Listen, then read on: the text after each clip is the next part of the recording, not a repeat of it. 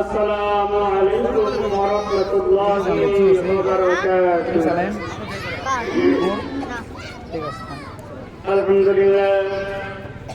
আলহামদুলিল্লাহ নাহমাদুহু ওয়া নাস্তাঈনুহু ওয়া নাস্তাগফিরুহু ওয়া নাউযু বিল্লাহি মিন শুরুরি আনফুসিনা মান ইয়াহদিহিল্লাহু ফালা মুদিল্লা লাহু ওয়া মান ইউদ্লিলহু ফালা হাদিয়া লাহু ওয়া নাশহাদু আন লা ইলাহা ইল্লাল্লাহু ওয়াহদাহু লা شريك له ونشهد أن سيدنا وسندنا وحبيبنا ومولانا محمدا عبده ورسوله الذي أرسله بالحق بشيرا ونذيرا وداعيا إلى الله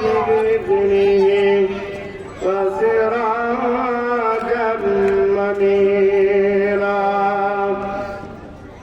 فقد قال الله تعالى في كلامه المجيد والفرقانه الحميد أعوذ بالله من الشيطان الرجيم بسم الله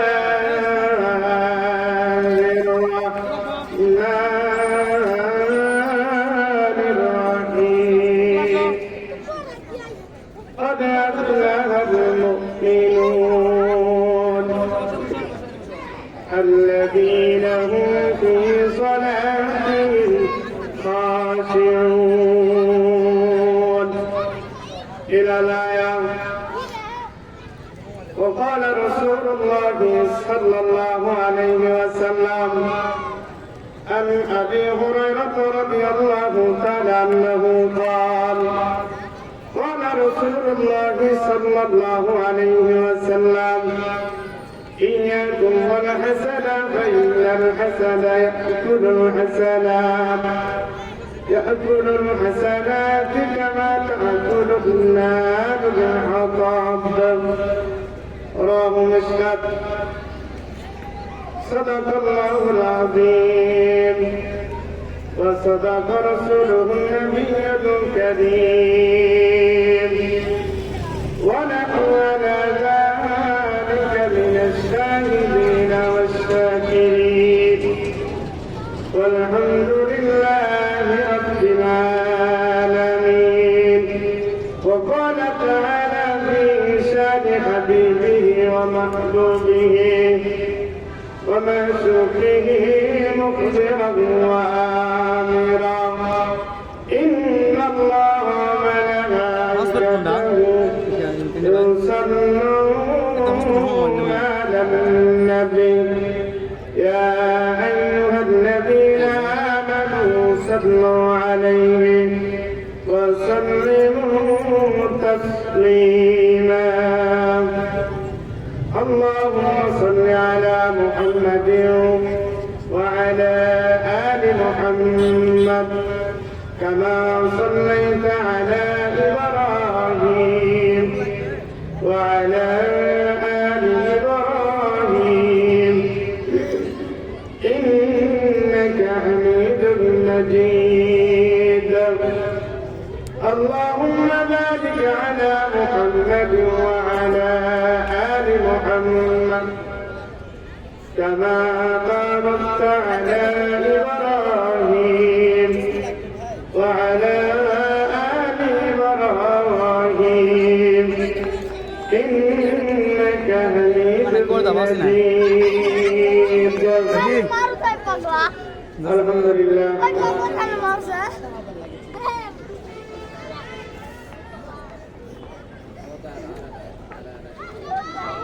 বদলগাছি দারুল কুরআন ইসলামী একাডেমির উদ্যোগে দ্বিতীয়তম তাফসীরুল কুরআন মাহফিলের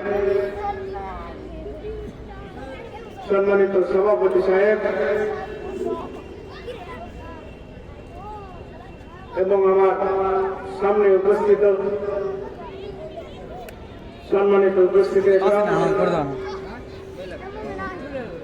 সকলকে শ্রদ্ধা জানিয়ে সকলে দিল থেকে শুকরিয়া আদায় করতেছি। সকল বলি আলহামদুলিল্লাহ। লাখো কোটি দরুদ ও সালাম সেই মহামানবের উপর বর্ষিত হোক, যিনি হচ্ছেন উম্মতের কান্ডারি, আকি ইমানদার সরকার মদিনা, দুলালে আমিনা, হযরত মুহাম্মদ রাসূলুল্লাহ সাল্লাল্লাহু আলাইহি ওয়াসাল্লাম। সম্মানিত সুধী, আজকে আমি এই তাফসীরুল কুরআন মাহফিলের ময়দানে আসতে পেরেছি, এই কারণে সবাই আরেকবার শুকরিয়া আদায় করে জোরে বলে আলহামদুলিল্লাহ।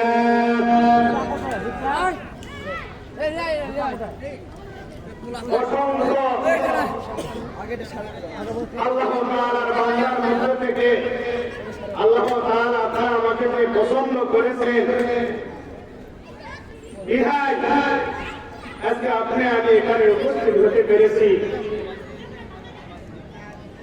মহান আল্লাহ তাআলা বলেন, লা ইন শাকারতুম লাযীদান্নাকুম ওয়া লা ইন কাফারতুম ইন্না আযাবি লাশাদীদ।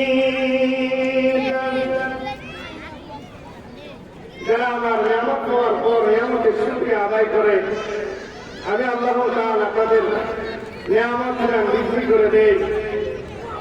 আর নিয়ামত পাওয়ার পর যারা নিয়ামতের শুকরিয়া আদায় করে না, আমি আল্লাহ তাআলা তাদের ইন্না আযাবি লাশাদীদ, তাদেরকে শক্ত আযাব দিয়ে থাকি।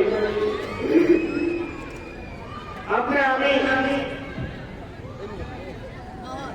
যখন আপনার আমার কাছের মানুষগুলাই যখন আপনার আমার কথাগুলা শুনতে চায় না, মানতে চায় না, আপনার আমার যখন রাগ হয়, গোসা হয়, হয় কিনা বলেন, হয় কিনা?